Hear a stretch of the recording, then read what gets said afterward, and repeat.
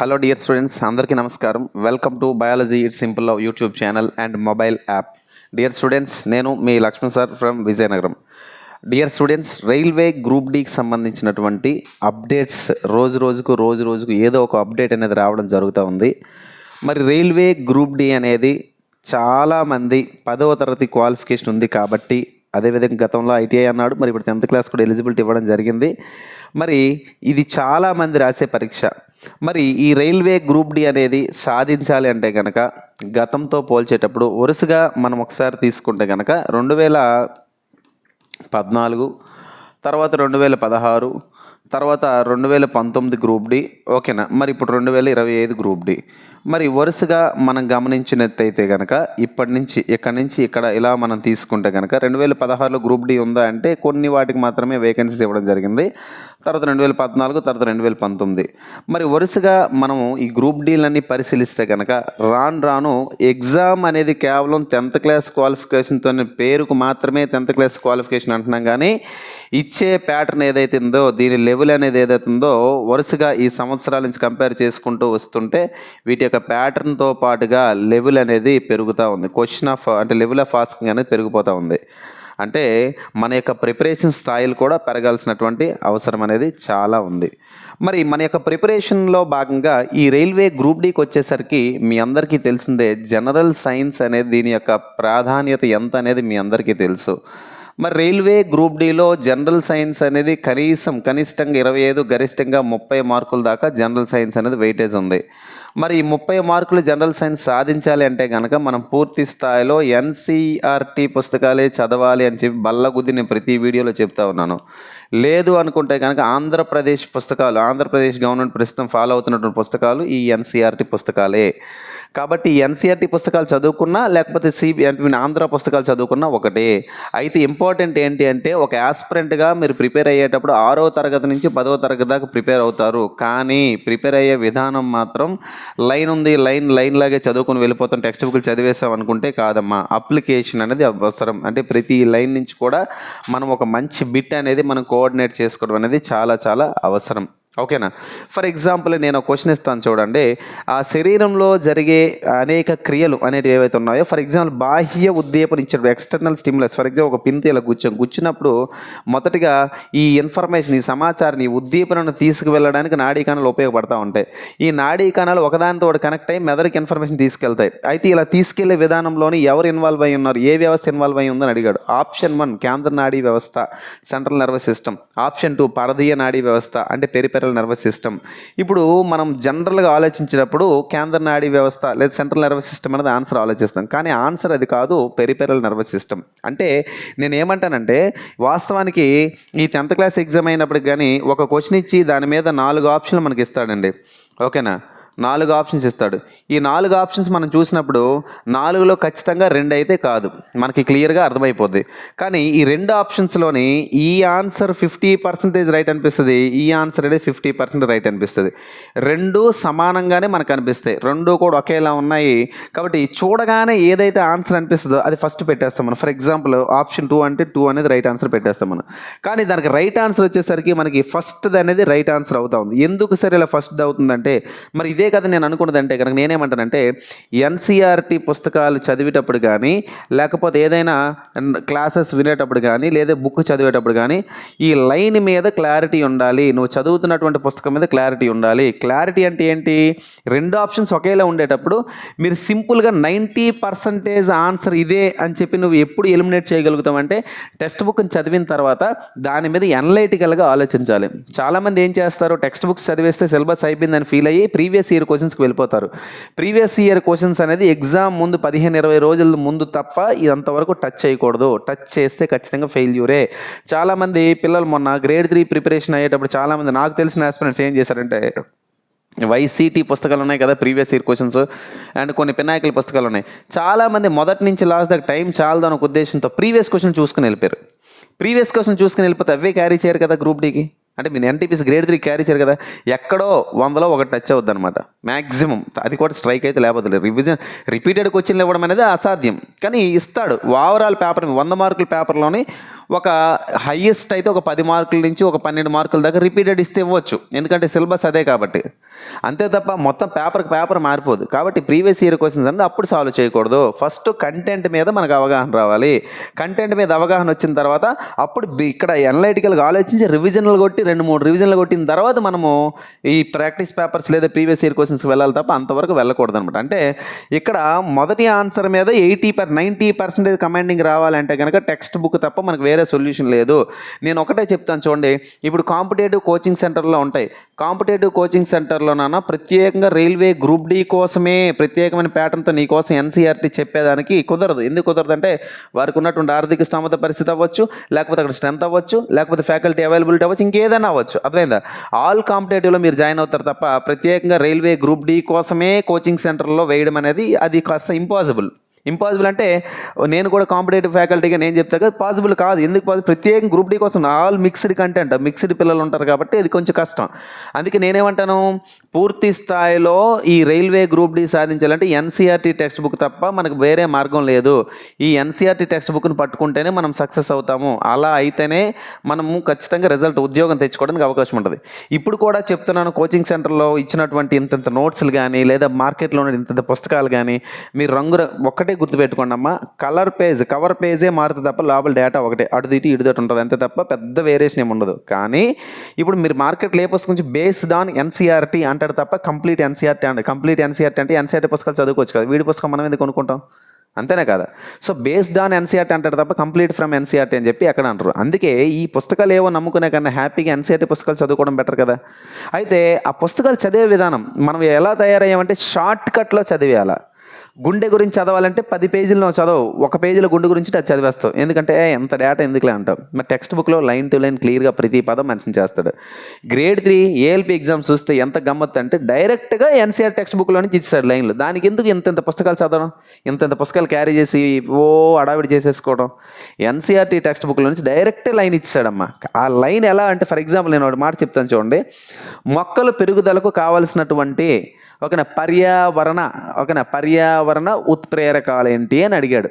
ఉదాహరణ, మొక్కలు పెరగడానికి కావాలి, మనం ఏమనుకుంటాం, కార్బన్ డైఆక్సైడ్ కావాలి, ఆక్సిజన్ కావాలి, కార్బన్ డైఆక్సైడ్ కావాలి, ఆక్సిజన్ కావాలి, కొన్ని హార్మోన్లు కావాలి, కొంత ఫుడ్ కావాలి, ఇవన్నీ ఆలోచిస్తాం. టెక్స్ట్ బుక్లో ఏమి ఇచ్చాడు తెలుసా? మొక్కలు పెరగడానికి కావాల్సిన పర్యావరణ ప్రభావిత అంశాలు ఏంటి సార్ అంటే, లైట్ అంటే కాంతి, గ్రావిటీ అని చెప్పేసి మరొక ఆప్షన్ ఇచ్చాడు. గ్రావిటీ, గురుత్వాకర్షణ.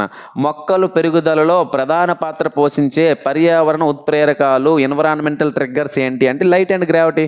ఈ రెండు చదవకుండా మీరు కిరణజన్య సమీకరణలు చదువుకుని కార్బన్ డైఆక్సైడ్ అనుకున్నారు, ఆక్సిజన్ అనుకున్నారు, సన్లైట్ అనుకున్నారు, క్లోరోఫిల్ అనుకున్నారు, క్లోరోప్లాస్ట్ అనుకున్నారు. ఇవేవి కాదు, టెంపరేచర్ ఇవేవి కాదు. మీరు ఒకటే గుర్తుపెట్టింది, దానికి ఆన్సర్ అయితే లైట్ అండ్ గ్రావిటీ.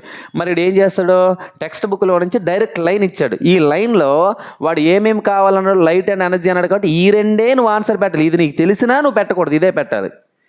ఎందుకు పెట్టాలంటే ఎన్సీఆర్టీ టెక్స్ట్ బుక్ మీదే డిపెండ్ అయ్యి ఇచ్చాడు కాబట్టి క్వశ్చన్ పేపర్.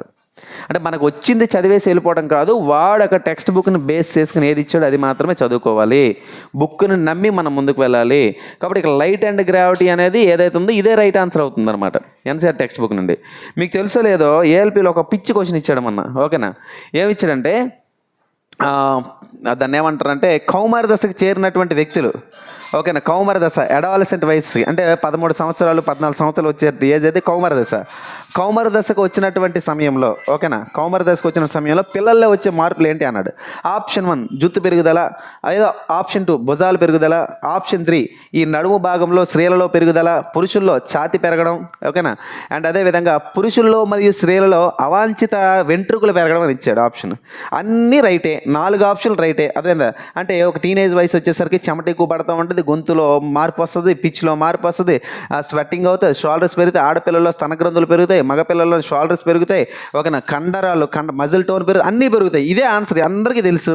కానీ టెక్స్ట్ బుక్లో ఏమన్నాడు, కౌమార దశకు చేరినటువంటి పిల్లల్లో వచ్చే మార్పుల్లో భాగంగా శరీరంలో అవాంఛనీయ ప్రదేశాలలో వెంట్రుకలు పెరుగుతాయి. ఇదే ఆన్సర్. చాలామంది అబ్జెక్షన్ పెడతానన్నారు. అబ్జెక్షన్ పెట్టడానికి ఏం లేదు. ఎందుకు సార్ అంటే దీనికి ష్యూరిటీ అంటే 10th class text book how do organisms reproduce, జీవులు ఎలా ప్రత్యుత్పత్తి చెందితే అక్కడి నుంచి ఇచ్చాడనమాట. అంటే నీకు ఆన్సర్ తెలుసు, అది కూడా రైట్ అవుతాయి. కానీ టెక్స్ట్ బుక్లో ఏముంది అదే కదా మనం పెట్టాలి. ఆ క్లారిటీ లేకపోవడం వల్లే రీసెంట్గా చాలా కాలంగా ప్రిపేర్ అవుతున్నటువంటి అబ్బాయి ఏఎల్పి ఎగ్జామ్కి వెళ్ళి సైన్స్కి వచ్చేసరికంట అబ్బాయి 5 అంటే ఓవరాల్ బిట్స్లోనే 5 4 పెట్టాడు, మిగతా అన్ని రాంగ్లు అయిపోయాయి అనమాట. ఎందుకు రాంగ్లు అయిపోయింది? దానికి కారణం ఏంటి? టెక్స్ట్ బుక్ మీద అవేర్నెస్ లేక. ఈ అవేర్నెస్ లేకుండా మనకు మనమే యోధుల్లా ఫీల్ అయిపోయి మార్కెట్లో పుస్తకాలు పట్టుకుని అండర్లైన్ చేసేసి హైలైట్ చేసేసి చదివేసుకొని రివిజన్స్ అన్నీ చేసేస్తావు. ఎగ్జామ్కి వెళ్ళిన తర్వాత ఇక్కడ CO2 సన్లైట్ ఇవన్నీ నువ్వు చదువుకుని వెళ్తావు. బిట్గా ఆన్సర్ అయితే ఇక్కడ లైట్ అండ్ గ్రావిటీ, కాంతి మరి గురుత్వాకర్షణ. ఎంత చదివామన్నది కాదు, అది చాలా గుర్తుపెట్టి. ఎంత చదివేసి ఊడబడిసామా, రోజుకి 15 గంటలు చదివి 20 గంటలు చదివామన్నది కాదు. నీ ఎగ్జామ్కి ఏం చదువుతున్నావు అనేది మాత్రమే ఇంపార్టెంట్. రైల్వే గ్రూప్ డీకి ఇంత పుస్తకం, సైన్స్ పుస్తకం పట్టుకొని తిరుగుతా చాలా బాధ అనిపిస్తుంది చూసేటప్పుడు అట్లాంటి పిల్లలు. ఎందుకంటే అసలు స్ట్రాటజీకి railway group D, for example railway group డీకి ఇన్ని పేజీలు చదవాలనుకుందాం, మనం ఇన్ని పేజీలు చదువుతాం. ఎందుకంటే ఇన్ని పేజీల్లో ఉంటాయి కాబట్టి, ఇన్ని పేజీలు ఉంటాయి కాబట్టి చదువుతాం. ఈ మిగిలిన పరిస్థితి ఏంటి? అవసరం లేదు. ఏది ఏ ఎగ్జామ్కి ఎంత కావాలో అంతే చదువుకోవాలి. అత్యుత్సాహం చూపించి వెళితే ఉన్నది పోగొట్టుకుంటాం అనమాట. అందుకనే NCERT పుస్తకాలే ప్రామాణికం. దీనిని దాటి వెళ్ళకూడదు. మళ్ళీ చెప్తా, గ్రూప్ డి నిజంగా 2025లో జాబ్ నీకు రావాలి అంటే నేను చెప్పినట్టుగా NCERT చదువుకో. నువ్వు ఎక్కడైనా క్లాసులు కొనుక్కో, లేదా ఎక్కడైనా మెటీరియల్ కొనుక్కో, ఎవడో రాసిన PDF తీసుకో, నీ ఇష్టం. త్రూ అవుట్ తెలుగు ఎక్కడైనా తీసుకో. NCERT స్థాయిలో నువ్వు కోచింగ్ సెంటర్కి వెళ్తే NCERT కంటెంట్ ఇస్తున్నాడా లేదా నువ్వు ఆన్లైన్లో ఒక యాప్లో క్లాసులు కొనుక్కు NCERT ఇస్తున్నాడు లేదా, ఒక బుక్ కొనుక్కుంటే NCERT స్థాయిలో ఇస్తున్నాడు. NCERTయే నీకు ప్రాణాధారం, NCERT నీకు అది ఒక బ్రాండ్, అర్థమైందా? NCERT దాటి నువ్వు చదవడానికి ఏమీ లేదు. అందుకే ఇలాంటి అపోహలన్నీ పోగొట్టడానికి, అంటే NCERT అంటే ఏంటి, ఇప్పుడు చదివితే అర్థమవుతుందో లేదో, అర్థమైతే అందులో నుంచి క్వశ్చన్లు మనం కవర్ చేయగలమో లేదో, ఆ భయాలు ఏవి ఉండకూడదనే ఉద్దేశంతో ఈ రోజు నుంచి ఏంటంటే బయాలజీకి సంబంధించి మనం ఆల్రెడీ మహాయజ్ఞం అని చెప్పి బయాలజీ యజ్ఞం అని చెప్పి తీసుకొచ్చాం. ఏంది దీని పర్పస్ ఏంటి, దేనికి ఊరికే పెట్టుకున్నామంటే కాదు, మన యూట్యూబ్ ఛానల్లో గత వారం రోజులుగా రైల్వే గ్రూప్ డీకి సంబంధించినటువంటి బయాలజీ క్లాసెస్ అనేది యూట్యూబ్ ఛానల్లో నేను పెట్టడం జరుగుతుంది. అవునా, రోజు ఏదో ఒక వీడియో వస్తూ ఉంది. ఓకేనా, ఎప్పుడు కూడా చెప్తున్నా, ఎలాంటి ఎగ్జామ్ ప్రిపేర్ అయినా ప్రీవియస్ ఇయర్ క్వశ్చన్స్ PYQs అప్పుడే టచ్ చేయొద్దు. ముందే చెప్తున్నా, ఎగ్జామ్ 4 రోజుల ముందు ఉండి శాంపుల్ క్వశ్చన్ చూసుకొని డ్రాబ్యాక్స్ ఉంటే కంటెంట్ చదవకుండా క్వశ్చన్స్కి వెళ్ళిపోవద్దు. ఓకేనా, నేనైతే కనుక మన యూట్యూబ్ ఛానల్లో 10 రోజుల నుంచి క్లాసెస్ వేస్తూ ఉన్నా. ఈ రోజు నుంచి రైల్వే జనరల్ సైన్స్కి సంబంధించి physics, chemistry, biology, railway group డీకి ఏ టాపిక్లు చదవాలి, ఏ టాపిక్ని చదివితే ఎక్కువ మార్కులు వస్తాయి, ఏ టాపిక్లో ఎక్కువ బిట్స్ రిపీట్ అవుతూ ఉన్నాయి, ఏ టాపిక్ మీద ఎక్కువ శ్రద్ధ పెట్టి ఏది కన్ఫ్యూజ్డ్ ఏరియా ఉంది, అదేవిధంగా ఏది ఇంపార్టెంట్ ఏరియా ఉంది, ఫిజిక్స్, కెమిస్ట్రీ, బయాలజీ నుంచి ప్రతిరోజు కూడా మీతో షేర్ చేసుకోవడానికి మన యూట్యూబ్ ఛానల్లో వీడియోస్ అనేది రిలీజ్ చేయాలనుకుంటున్నాను. అయితే ఇక్కడ నా సబ్జెక్ట్ వచ్చేసరికి నా సబ్జెక్ట్ బయాలజీ. ఈ బయాలజీకి సంబంధించి రెగ్యులర్గా యూట్యూబ్లో ఇంపార్టెంట్ కాన్సెప్ట్స్ అనేది వీడియోస్ వేస్తుంటాను. అదేవిధంగా ఫిజిక్స్లో ఏ టాపిక్ చదవాలి, కెమిస్ట్రీలో ఏ టాపిక్స్ చదవాలి, కెమిస్ట్రీలో ఎన్ని టాపిక్లు ఉన్నాయి, ఫిజిక్స్లో ఎన్ని టాపిక్లు ఉన్నాయి, ఏ రోజు ఏ టాపిక్ చదవాలి అనే దాని మీద కూడా మీకు యూట్యూబ్లో ప్రతిరోజు కూడా టాపిక్స్ ఇస్తా. అయితే గమనిక ఏంటి అంటే, ఇప్పుడు మన ఛానల్లో వీడియోస్ చూస్తున్నటువంటి అభ్యర్థులందరికీ ఒకటే నేను చెప్తా ఉన్నా, రైల్వే గ్రూప్ డి ఎగ్జామ్ అయ్యేదాకా ప్రతిరోజు కూడా మన వాట్సాప్ గ్రూప్లో డైలీ 10 బిట్స్ ముందు రోజే టాపిక్ చెప్పడం జరుగుతుంది. ఓకేనా, డైలీ 10 బిట్స్, అర్థమైందా? డైలీ 10 బిట్స్ అనేది ఎగ్జామ్ పెడతారు. 10 పెట్టవచ్చు ఒక రోజు, లేదా 20 పెట్టవచ్చు. ఓకేనా, అయితే ఏంటి సార్ సబ్జెక్టులు అంటే physics, chemistry, biology, environmental science. ఓకేనా, physics, chemistry, biology, environmental science. అంటే సైన్స్ 25 మార్కులు కూడా పూర్తి స్థాయిలో రైల్వే గ్రూప్ డీకి మిస్ కాకుండా ఉంది. 25కి కనీసం మనం ఎంత హార్డ్ వర్క్ చేస్తే 20+ పెట్టే విధంగా, 20+ తెచ్చేస్తావా, రాసేస్తావా, ఓడబడుస్తావా అని చెప్పి కామెంట్లు పెట్టొద్దు. నేను నా ప్రయత్నంగా పూర్తి స్ట్రాటజీస్తో ముందుకు వెళ్తున్నా. ఇందులో ఎవరు సపోర్ట్ ఉన్నా లేకున్నా నన్ను నమ్మి కొంతమంది స్టూడెంట్లు అయినా ఉన్నారన్నమాట. కాల్ చేసి నా కోసమే డిపెండ్ అయ్యి, నా మీద డిపెండ్ అయ్యి పిల్లలు ఉన్నారు. వాళ్ళ కోసం కూడా నేను చెప్తా ఉన్నా. ఫిజిక్స్, కెమిస్ట్రీ, బయాలజీ మీద మీకు రెగ్యులర్గా డైలీ టెస్ట్లు అనేది ఓకేనా. రెగ్యులర్గా డైలీ టెస్ట్లు అనేవి మనము మన యాప్లో కండక్ట్ చేయడం జరుగుతుంది, ఓకేనా. మన యాప్లో కండక్ట్ చేస్తాం. టెస్ట్లు అంటే మళ్ళీ ఎలా సార్ అంటే ఆన్లైన్ టెస్ట్ కాదు, మళ్ళీ చెప్తున్నా, ఆన్లైన్ టెస్ట్ కాదు. ఆన్లైన్ టెస్ట్లు అనేవి ఎగ్జామ్స్కి, రైల్వే గ్రూప్ డి ఎగ్జామ్కి ఒక 20 నుంచి 30 రోజులు ఉన్నప్పుడు మాత్రమే ఆన్లైన్ టెస్ట్లు అనేవి కండక్ట్ చేస్తాం. అంతవరకు డైలీ టెస్ట్లు నిర్వహిస్తాం. డైలీ టెస్ట్లు ఎట్లా నిర్వహిస్తాం సార్ అంటే మన యాప్లో, ఓకేనా. మన యాప్లో, మన యాప్ డౌన్లోడ్ చేసుకోండి. మన యాప్ పేరు ఇవ్వండి, బయాలజీ ఇట్స్ సింపుల్ లవ్, మన యాప్ పేరు, ఓకేనా. బయాలజీ ఇట్స్ సింపుల్ లవ్ యాప్ని డౌన్లోడ్ చేసుకోండి. ఇందులో మీకు ఏంటంటే డైలీ టెస్ట్లు పీడిఎఫ్ రూపంలో నేను పెడతాను. డైలీ టెస్ట్, ఫర్ ఎగ్జాంపుల్ అండి, ఈరోజు ఈవినింగ్ 7 గంటలకు నేను ఒక టెస్ట్ పెట్టాను అనుకోండి, 10 బిట్ల మీద టెస్ట్ పెడితే 10 బిట్లు 10 నిమిషాలే. 10 నిమిషాల తర్వాత మీకు దానికి సంబంధించినట్టు కీ కూడా పీడిఎఫ్ పెట్టేస్తా. అయితే ఈ టెస్ట్ పేపర్లు, డైలీ పెట్టే టెస్ట్ పేపర్లు మీరు జిరాక్స్ తీసుకోవచ్చు, నెట్ సెంటర్కి లేదా బయటకు వెళ్ళి జిరాక్స్ తీసుకుని ఆ పేపర్స్ అన్ని మీ దగ్గర ఉంచుకోవచ్చు అనమాట. డైలీ టెస్ట్లు అనేవి కండక్ట్ చేయడం జరుగుతుంది. అయితే డైలీ టెస్ట్లు కనీసం 10 బిట్లు ఉంటాయి. టాపిక్ కూడా యాప్ డౌన్లోడ్ చేసుకున్న వారికి మాత్రమే ఆ టాపిక్ నేను తెలియజేయగలుగుతా. యాప్ అనేది ఎవరైతే డౌన్లోడ్ చేసుకుంటారో వారికి తెలియజేయగలుగుతా. అయితే దీనికి ఫీజు ఏమైనా ఉందా, దీనికి ఏమైనా మనీ పే చేయాలా అనేది మీ డౌట్. ఇప్పుడు యాక్చువల్గా నేను యాప్లో మీకు ఫ్రీగా ఇవ్వాలనే ఆలోచన అయితే నాకు ఉంది. కానీ యాప్ అనేది ఏదైతే ఉందో, యాప్లో ఒక స్టూడెంట్ లాగిన్ అయ్యి అన్న ఒక కోర్స్ ఏదైనా తీసుకోవాలంటే కనుక మినిమం ప్రైస్ అనేది పే చేయాలి. అంటే నేనైనా, అంటే ఏదైనా బిజినెస్, అంటే మీ యాప్ అనేది సాఫ్ట్వేర్ అనేది అది కమర్షియల్ సాఫ్ట్వేర్ కాబట్టి మీరు తీసుకోవాలన్నా, నేను ఇవ్వాలన్నా, ఒకవేళ మీకు నేను ఫ్రీగా ఇవ్వాలన్నా నేను ఒక 19 రూపాయలు మీకు అనేది నేను యాప్లో వాళ్ళకి కొంత పే చేసి మీకు నేను ఫ్రీగా ఇవ్వాలి. మీ బదులుగా మీకు ఫ్రీగా ఇవ్వాలంటే నేను అలా ఇవ్వాలన్నమాట. అయితే ఆ అవకాశం లేదు కాబట్టి, అంటే ఫ్రీగా ఇచ్చేదానికి అవకాశం లేదు కాబట్టి డైలీ టెస్టులు రాయాలి అనుకుంటే, మన యాప్లో డైలీ టెస్టులు రాయాలనుకుంటే ఒక 9 రూపీస్ పెట్టి మీరు పీడిఎఫ్స్ తీసుకోవచ్చు. అంటే 9 రూపీస్ పే చేస్తే, ఓకేనా, 9 రూపీస్ పే చేసినట్టయితే మీకు పూర్తి స్థాయిలో డైలీ టెస్ట్లు అనేది రాసుకోవచ్చు. మరి ఈ 9 రూపీస్ వ్యాలిడిటీ ఎంత సార్ అంటే 9 రూపీస్ పెర్ మంత్, ఓకేనా. ఒక మంత్కి 9 రూపీస్ మాత్రమే. 9 రూపాయలు పే చేస్తే రెగ్యులర్గా మీరు ఎగ్జామ్స్ రాసుకోవచ్చు అనమాట. అర్థమైందా? 9 రూపీస్ పే చేస్తే ఆ 9 రూపీస్తో రెగ్యులర్గా డైలీ టెస్టులు రాసుకోవచ్చు. 9 రూపీస్ అనేది చాలా తక్కువ అమౌంట్. అర్థమైందా? ఎందుకు తక్కువ అమౌంట్ అంటే ఇది మినిమం ప్రైస్. 9 రూపీస్ మీరు పే చేస్తే మీరు 11 ఎంత పే చేయాల్సి ఉంటుంది. యాప్ అంటే ఏదైతే యాప్ ఉందో దానికి కొంత మెయింటెనెన్స్ కింద ఒక 5 రూపాయలు 6 రూపాయలు పోద్దాం. ఇందులో నాకు వచ్చేది ఏముండదు, మీరు ఫ్రీగా తీసుకోవటమే. అంటే ఫ్రీగా ఇవ్వడానికి అవకాశం లేదు కాబట్టి ఈ 9 రూపీస్ ప్రైస్ అనేది ఉంది. అయితే ఈ టెస్ట్లు కావాలంటే మన యాప్ని బయాలజీ సింపుల్ యాప్ తీసుకోండి. అండ్ అదేవిధంగా రెగ్యులర్గా నేనే టాపిక్ పెడతా. ఇప్పుడు మనకి రెగ్యులర్గా టాపిక్లు తెలుసుకోవాలంటే ఏం చేయాలి సార్ అంటే మీరు మన వాట్సాప్ గ్రూప్లో జాయిన్ అవ్వాల్సి ఉంటుంది అనమాట, ఓకేనా. వాట్సాప్ గ్రూప్లో జాయిన్ అవ్వండి. లేదంటే వాట్సాప్ గ్రూప్ వద్దు, డైరెక్ట్ యాప్లోనే జాయిన్ అవ్వండి. బయాలజీ సింపుల్ లవ్ అని చెప్పేసి మన యాప్ డౌన్లోడ్ చేయండి జస్ట్ అంతే, ఓకేనా. ఎప్పటి నుంచి టెస్టులు సంబంధించి కోర్స్ అనేది మనం క్రియేట్ చేయాలి. అర్థమైందా? క్రియేట్ చేసి అందులో పీడిఎఫ్ పెట్టాలి. అది ఎప్పటి నుంచి అనేది యాప్లో మీకు నోటిఫికేషన్ వస్తుంది. విత్ ఇన్ 1 డేలో నేను దాన్ని ప్రొవైడ్ చేసే ప్రయత్నం చేస్తా. So daily physics, chemistry, biology మీకు 10 బిట్స్ మాత్రమే పెడతాను. అంటే నెలకు 300 బిట్లు అవుతాయి. అదేవిధంగా 10 బిట్స్ పెట్టడంతో పాటుగా మరి ఎట్లా ఏ లాంగ్వేజ్లో ఉంటాయి సార్ అంటే EM and TM, okay. English medium మరియు తెలుగు మీడియంలో ప్రతి క్వశ్చన్ ఇంగ్లీష్ మీడియంలో ఉంటుంది, దాని కింద తెలుగు మీడియంలో ఉంటుంది.